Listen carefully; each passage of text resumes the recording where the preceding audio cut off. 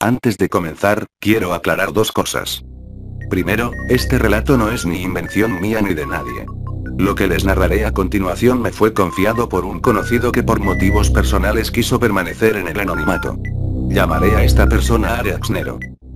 El segundo punto es que, al menos desde mi punto de vista, este relato no entra en la categoría de creepypasta porque es algo que realmente sucedió, o al menos es algo que realmente me contaron, y más allá de la realidad o falsedad de la historia, de lo que estoy seguro es de que yo experimenté las expresiones y emociones de Araxnero mientras narraba. Es difícil precisar si lo que me sucedió es real o irreal, pero se los narraré con el único fin de desahogar mi pobre alma.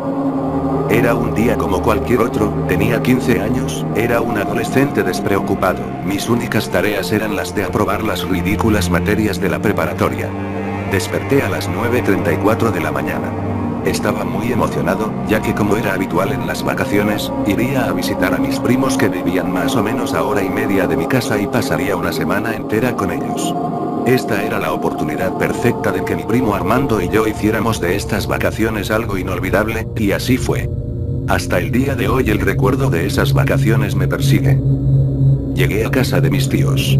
Mi tía me recibió afectuosamente, como siempre, y mi tío, un hombre serio, me saludó casi imperceptiblemente. Luego busqué casi automáticamente en el cuarto de mi primo. No lo encontré. Solo estaba su hermano Miguel Ángel. Me miró con disgusto.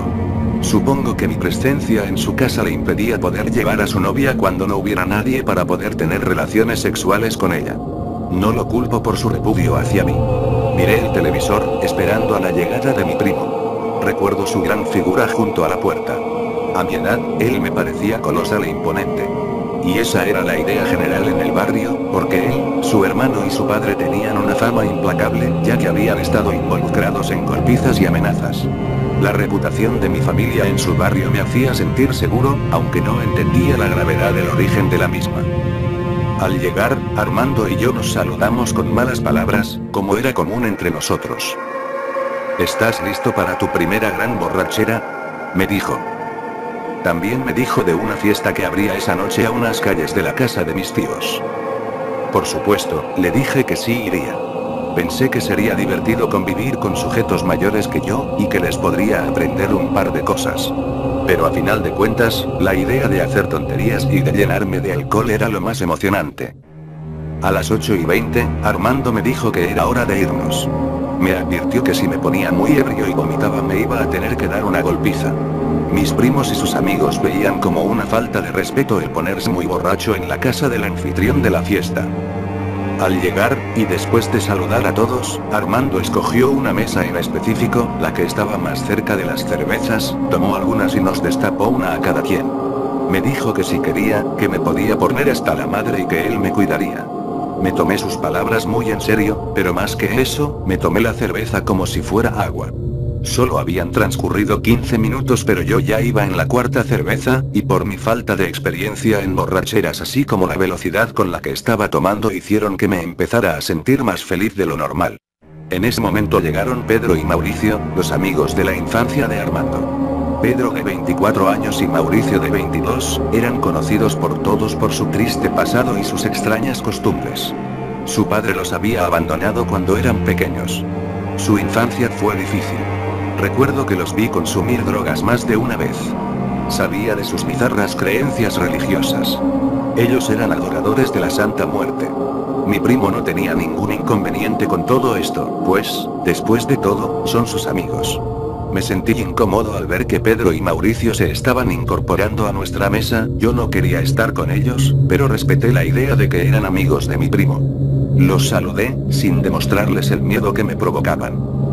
Pasó un rato, bastante agradable para mi sorpresa, porque Pedro y Mauricio estaban bromeando conmigo y nos estábamos divirtiendo. Pero luego Pedro nos dijo que él estaba aburrido, que sería mejor irnos.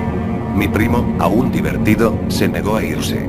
Mauricio nos dijo que si queríamos irnos que él traía su auto. Sin embargo, seguimos en la fiesta. Pasaron un par de horas, cuando llegó un tipo llamado Rafael. No sabía que él y mi primo no se llevaban bien, realmente no conozco la razón de su genuino odio, pero se hablaba mucho de Rafael, y lo que se decía no era de lo mejor. Rafael se llevaba bien con Pedro y Mauricio, y, quizás hipócritamente, nos saludó a todos, incluyendo a mi primo. Él lo miró con un odio puro, pero se reservó sus palabras. Poco tiempo pasó después de esto, cuando, esta vez, Mauricio repitió que sería mejor irnos a seguir la fiesta en su casa. Mi primo finalmente accedió, más por estar lejos de Rafael que porque en verdad quisiera irse. Desafortunadamente Rafael escuchó a Mauricio, y rápidamente nos dijo: ¿puedo ir con ustedes? Increíblemente, Pedro le dijo que sí a Rafael.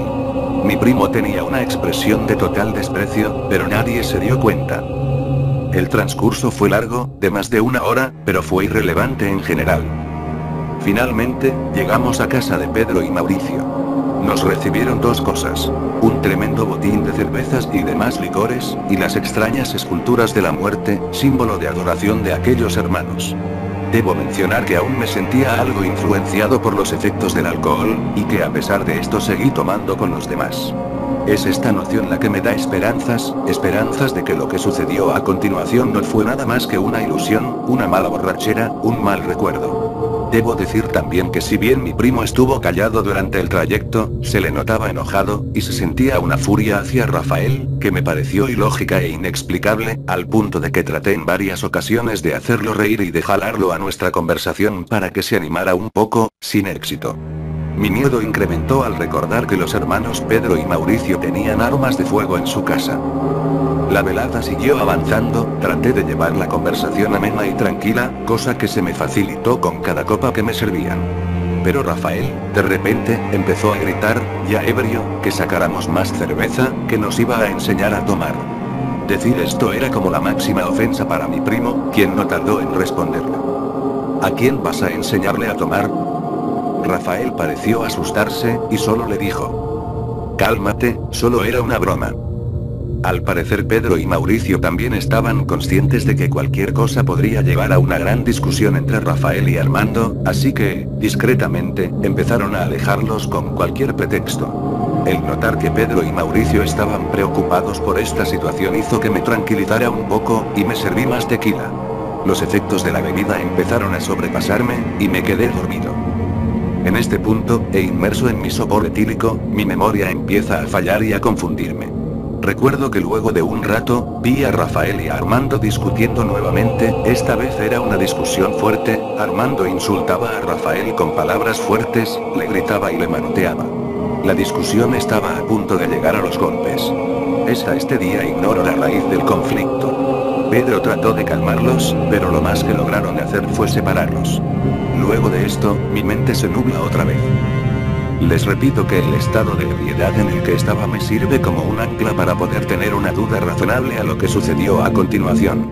Mi memoria regresó a mí, no sé cuánto tiempo pasó, pero las cosas habían subido el nivel de gravedad. Vi a mi primo apuntando un arma a la cabeza de Rafael. Rafael estaba muy asustado, a juzgar por su voz, ahora quebrada y exaltada, como cuando estás al borde del llanto. Le suplicaban no solo a mi primo, sino también a los hermanos, que lo dejaran ir. Y decir que suplicaba no es exagerado, se le veía francamente asustado por su vida. Pero Pedro y Mauricio se negaban a acceder a las súplicas de Rafael, pues deliberadamente le estaban bloqueando la puerta. Parecían estar de acuerdo con lo que fuera que le iba a hacer mi primo. Con voz frágil, Rafael dijo: por favor, déjenme ir. Pero los hermanos aún cuidaban la entrada como malditos centinelas. Por si fuera poco, mi primo exigió que detuvieran a Rafael. Incrédulo y aterrorizado por esto, corrí a una habitación del piso superior y me encerré allí.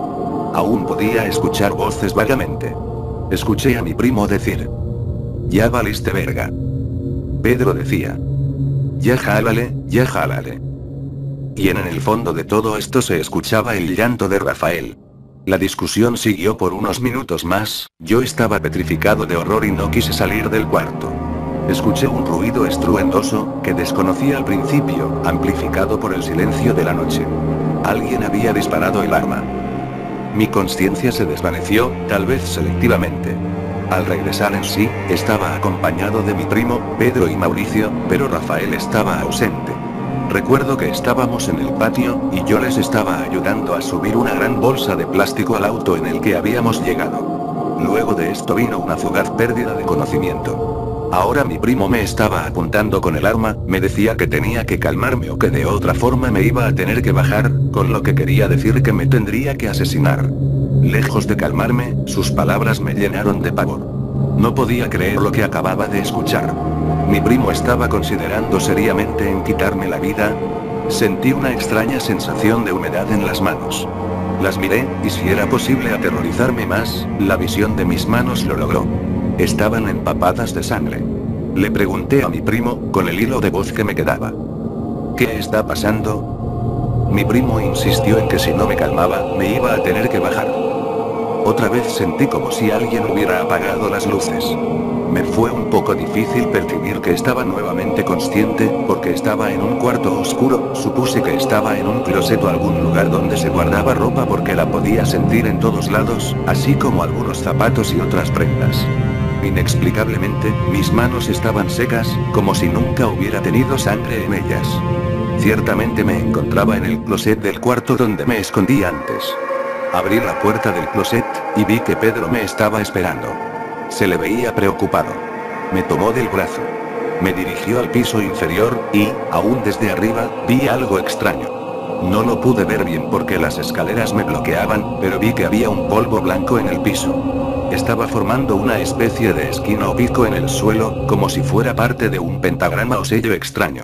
No pude verlo porque, repito, las escaleras bloqueaban casi totalmente el cuarto al que querían llevarme. Recuerdo que vi también algunas veladoras, pero el color de ellas se me escapa. No pude bajar ni siquiera 3 escalones cuando mi primo se nos acercó desde el piso inferior. Le habló a Pedro. «Deja algo allá arriba». Pedro respondió.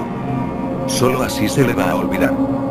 Mi primo insistió en que me dejaran arriba, pero Pedro dijo: «Si se le ocurre abrir el puto hocico lo vamos a tener que bajar».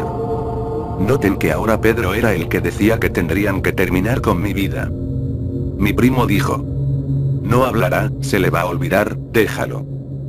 Decir que estaba totalmente asustado no alcanza a describir lo que sentía. No sabía lo que estaba pasando ni lo que sería de mi vida, pero a esas alturas ya que importaba. Finalmente, vino el último apagón de luces. Desperté en la habitación del piso superior, la luz de la mañana inundaba el cuarto. Se podían escuchar a los pájaros cantar en la ventana, una imagen totalmente contraria a lo que sucedió la noche anterior. Me sentía todavía mareado. Escuché las voces de mi primo y sus amigos. Bajé rápidamente, quería salir de allí lo más rápido que me fuera posible. En la sala estaban Armando, Pedro y Mauricio, todavía bebiendo como si nada hubiera pasado. Pregunté por Rafael. Las respuestas de ellos, y su actitud hostil en general me siguen perturbando el día de hoy. ¿Cuál Rafael?, dijo Mauricio. ¿Qué? No podía creer lo que escuchaba. Estabas ya bien ebrio, no sabes ni lo que dices. Me dijeron. Esto era imposible, yo vi y escuché a Rafael la noche anterior. Insistí. ¿Dónde está Rafael? ¿Qué fue lo que le pasó? Yo estaba bastante exaltado. Mi primo, harto de mis preguntas, se levantó y me gritó: «Ya cállate, aquí no vino ningún Rafael ni tampoco conocemos a nadie con ese nombre, ya estabas muy ebrio, ya olvídalo y quiero que te calles». Decidí no seguir hablando de ello, solo quería irme a ese lugar. El tiempo pasó, y la duda del recuerdo crecía y cada vez me daba más tranquilidad. Seguí frecuentando a mi primo, y bebimos juntos, y aún bebemos, en algunas ocasiones. Cierta vez, estábamos en su casa, él estaba ebrio, y empezó a dar las muestras de afecto que vienen cuando se beben grandes cantidades de alcohol. «Te quiero mucho, hermano, qué bueno que no te bajé», me dijo. Esto me petrificó la sangre. He preguntado por Rafael a otras personas. Su familia no vive en la ciudad, y según sé, él no tenía una buena relación con ellos. Algunas personas que lo conocían alegan que él se cambió de casa, otras sencillamente niegan su existencia, como mi primo y sus amigos lo hicieron. Entre sus contradictorios e inverosímiles testimonios, hay una constante. Todos parecen asustarse cuando les pregunto por Rafael, y me responden cortantemente. A veces he creído que todo ese tormento fue producto de mi mente jugándome una mala pasada, definitivamente esa noche la tengo que olvidar.